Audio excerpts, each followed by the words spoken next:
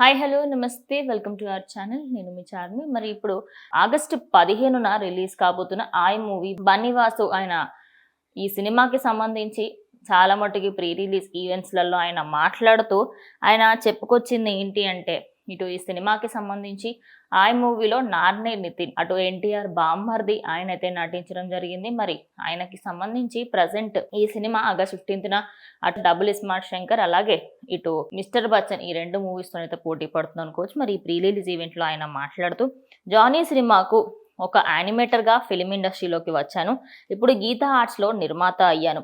ఆయన ప్రొడ్యూసర్గా అవ్వడం వల్ల పాలకొల్లు నుంచి వచ్చిన నేను చిన్నప్పటి నుంచి కూడా పవన్ కళ్యాణ్ ఫ్యాన్ని. ఖుషీ సినిమా చూసి మా నాన్న కార్ తీసుకొని ఆయనని చూడడానికి హైదరాబాద్ వచ్చాను.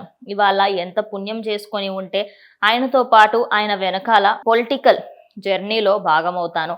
ఆయన అడుగులో అడుగు వేస్తూ వెళ్ళగలుగుతున్నాను అంటే చాలా పుణ్యం చేసి ఉంటాను అనుకుంటూ పవన్ కళ్యాణ్ గురించి ఆయన చెప్పడంతో పాటు ప్రజెంట్ సోషల్ మీడియాలో అంతా ఇటు బన్నీవాసు ఆయన గురించే మాట్లాడడం జరిగింది. ఈ సినిమాకి సంబంధించి నిర్మాతగా వ్యవహరిస్తున్న ఆయనతో ప్రజెంట్ ఇటు రెండు తెలుగు ఇండస్ట్రీలలో కూడా ఇటు టాలీవుడ్లో అనుకోవచ్చు, అలాగే ఈ సినిమాకి సంబంధించి మంచి హైప్ క్రియేట్ చేసింది రెండు తెలుగు రాష్ట్రాలలో, అటు తెలంగాణలో అలాగే ఆంధ్రప్రదేశ్లో. ఈ రెండు తెలుగు రాష్ట్రాల్లో కూడా ఈ సినిమా 15న రిలీజ్ కాబోతుంది.